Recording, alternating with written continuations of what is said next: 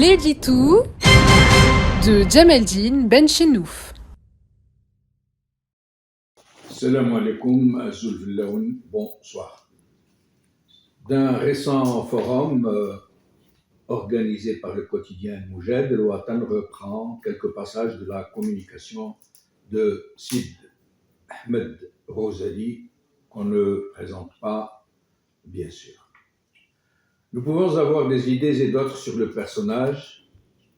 Sa vie politique a été tellement dense qu'il ne peut pas ne pas être clivant.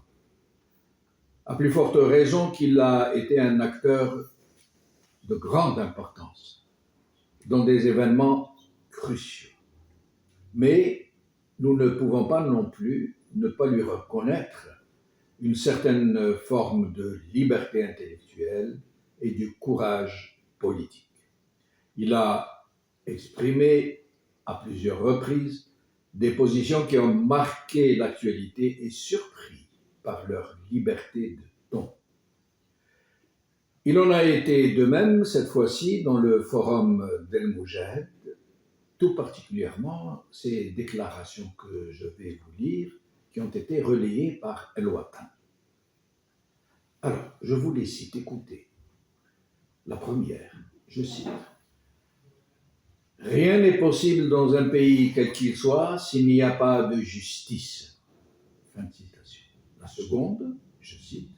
« Dites à un peuple la vérité, il pourra se tromper 100 fois, mais tout seul, il reprendra le chemin. Dites-lui un mensonge, et c'est son esprit critique que vous aurez détruit. Donc, pour moi, le meilleur moyen d'aider le pouvoir politique, c'est d'informer. » Fin de citation. Sid Ahmed Rosali nous parle donc de la nécessité primordiale d'instaurer une justice digne de ce nom et du droit d'informer, voire du devoir d'informer, autrement dit, de la liberté d'expression. Mais aussi de la terrifiante nuisance de la propagande politique, qui ne peut mener les peuples qu'à leur perte. Notant que Sid Ahmed Rosali a fait ses déclarations depuis un temple du régime, à un moment où les prisons pullulent de prisonniers politiques et de détenus d'opinion, et à un moment où la presse est muselée comme elle ne l'a jamais été depuis les réformes de 1989, même si celles-ci se sont distinguées par leur scélératesse.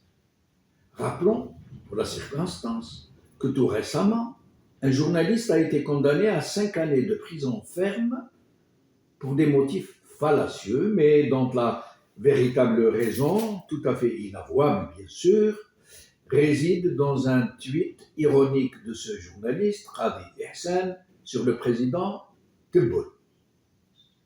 Avant d'en venir à ces deux sujets, permettez-moi de vous citer quelques articles de la Constitution algérienne. Je cite, article 12, le peuple choisit librement ses représentants. Article 16, l'État est fondé sur les principes de la représentation démocratique, de la séparation des pouvoirs, de la garantie des droits et libertés et de justice sociale. Article 52, alinéa 1er et 2e, la liberté d'expression est garantie. Les libertés de réunion et de manifestation pacifiques sont garanties. Elles s'exercent sur simple déclaration. Article 44, alinéa 1er, nul ne peut être poursuivi, arrêté ou détenu que dans les conditions déterminées par la loi et selon les formes qu'elle a prescrites. Article 54, alinéa 1er, la liberté de la presse audiovisuelle et électronique est garantie. Fin de citation des articles. La Constitution est donc censée être la loi mère, la loi fondamentale, principielle de la République. Ces dispositions ne peuvent, en théorie, être violées par quiconque. Mais ce n'est malheureusement pas le cas dans notre pays. Dans ce système dont la composition essentielle repose sur le coup d'État permanent. Cette Constitution n'est qu'un leurre. La principale façade en trompe-l'œil pour tromper l'ennemi qu'est le peuple algérien et les opinions publiques internationales sur la vraie nature d'un système mafiocrate qui a su passer de la seule force brutale à la déclinaison zama institutionnelle, néanmoins vidée de tout son sens. Pour résumer, il n'y a pas de liberté de la presse dans ce pays, ni de liberté d'expression, il n'y a pas de séparation des pouvoirs, tout particulièrement la justice, devenue l'outil principal de la répression politique au service inconditionnel d'une junte. La même junte qui a capté la souveraineté nationale et qui désigne, dans une grossière parodie électorale, le chef de l'État et d'autres grands élus. En somme, et en l'absence d'une vraie opposition pour tenter de sauver ce qui peut l'être, il serait temps, depuis l'intérieur même du système, à l'instar de Sidi Ahmed Roseli, que des voix se manifestent enfin, avec courage, pour tenter d'avertir sur la suicidaire fuite en avant d'un pouvoir incapable désormais de comprendre qu'il creuse sa propre tombe en même temps qu'il mène ce pays à la ruine. Voilà.